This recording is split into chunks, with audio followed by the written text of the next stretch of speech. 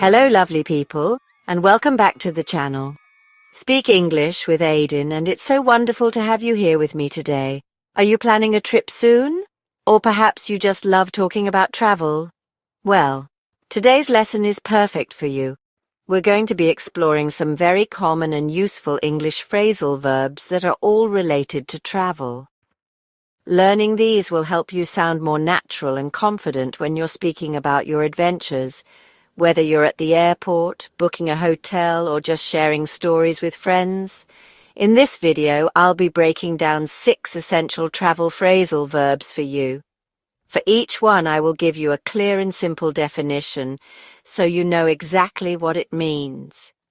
Then, to make sure you understand how to use it correctly, I'll provide an example sentence that puts the phrasal verb into a real-life context. We'll go through them slowly, step by step, so you have plenty of time to process the information and really let it sink in. My goal is for you to leave this video feeling much more comfortable with these expressions. I encourage you to listen very carefully to the pronunciation and even try saying the words and sentences out loud with me. Practice is so important, and repeating after me is a fantastic way to improve your speaking skills. So get comfortable, maybe grab a notebook and a pen, and let's get started on our journey with travel phrasal verbs.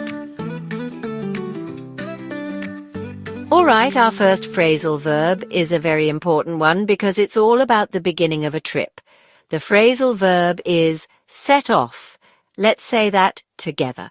Set off. Wonderful. To set off simply means to begin a journey or to start traveling somewhere. It marks the moment you leave your home or your starting point to head towards your destination.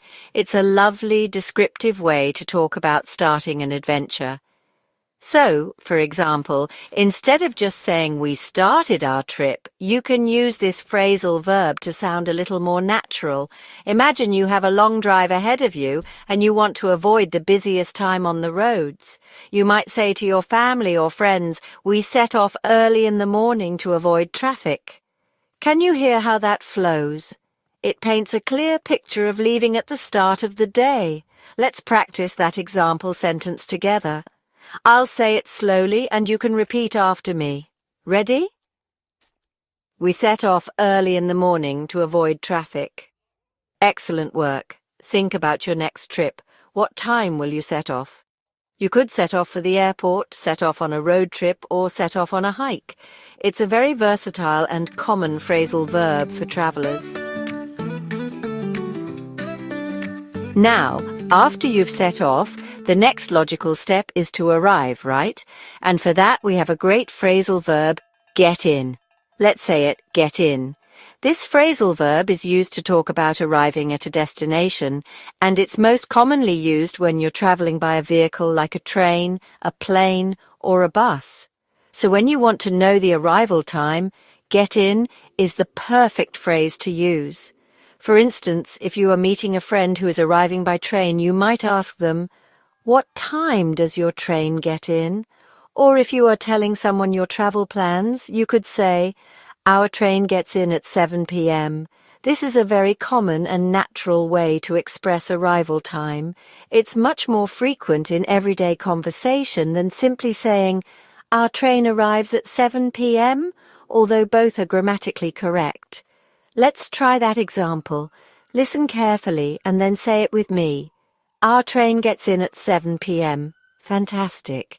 You can use this for flights as well. For example, my flight from London gets in late tonight, or for a bus. The bus should get in on time. It's a simple 2-word phrase, but using it correctly will make your English sound much more authentic. Travel doesn't always go smoothly, does it? Sometimes there are delays, and our next phrasal verb is perfect for describing this situation. The phrasal verb is hold up. Let's pronounce that together, hold up. To hold up or to be held up means to be delayed.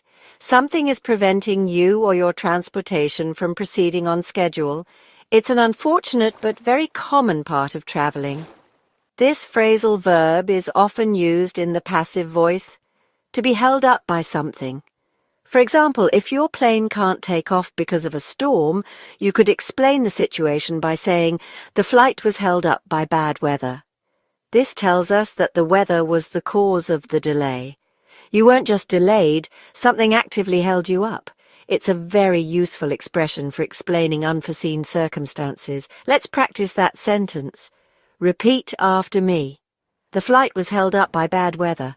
Great job. You could also be held up in traffic, so you might call a friend and say, "Sorry I'm late, I was held up in traffic." Or perhaps a meeting was held up because someone important was late.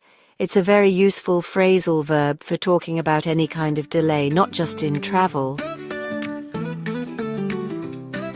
Once you've arrived in a new city, you'll likely be using public transport to explore. Our next phrasal verb, get off, is essential for this. Let's say it, get off. This means to leave a form of public transportation like a bus, a train, a tram, or even a plane. It's the action of exiting the vehicle at your stop or destination.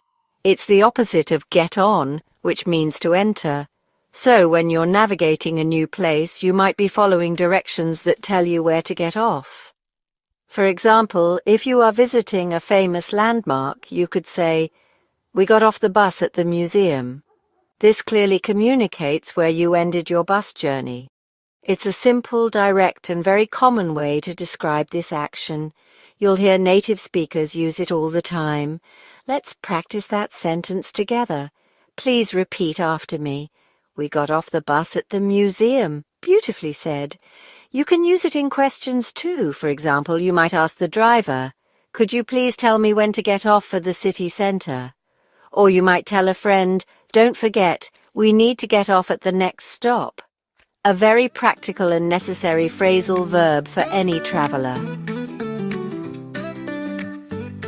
All good things must come to an end, and that includes your hotel stay. When it's time to leave your accommodation, the phrasal verb you need is check out. Let's say that, check out. To check out specifically means to complete the process of leaving a hotel. This usually involves settling your bill, paying for any extra services you used, and returning your room key before you depart.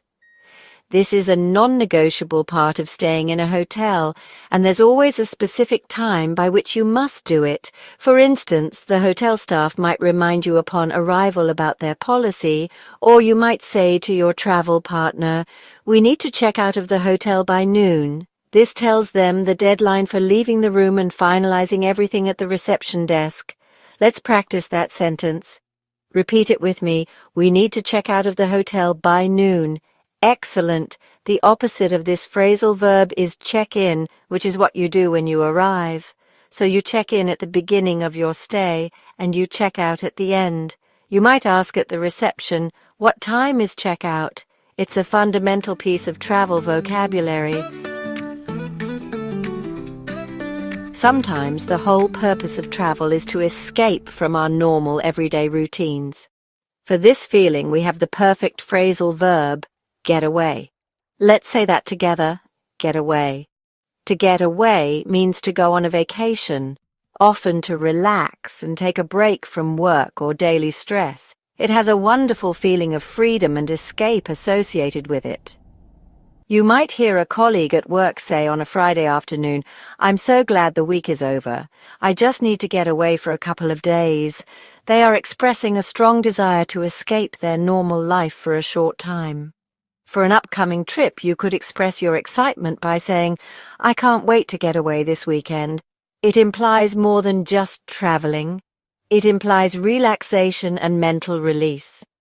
Let's practice that final example. Say it with me.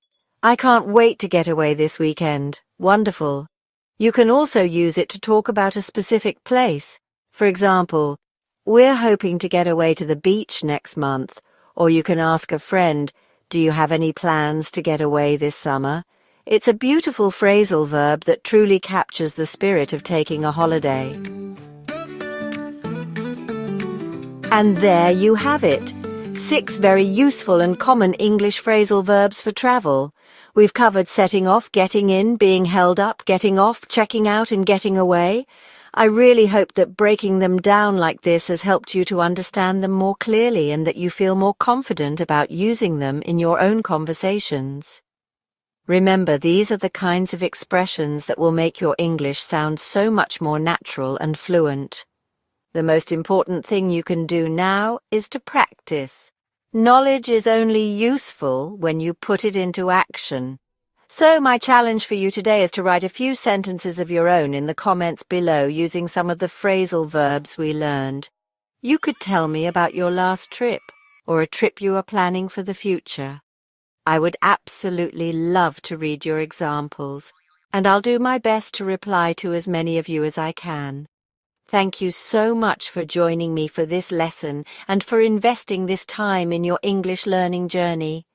If you found this video helpful, please give it a thumbs up, as it really helps the channel grow. And if you haven't already, make sure you subscribe and click that notification bell so you don't miss out on any future videos. Until next time, take care and happy travels.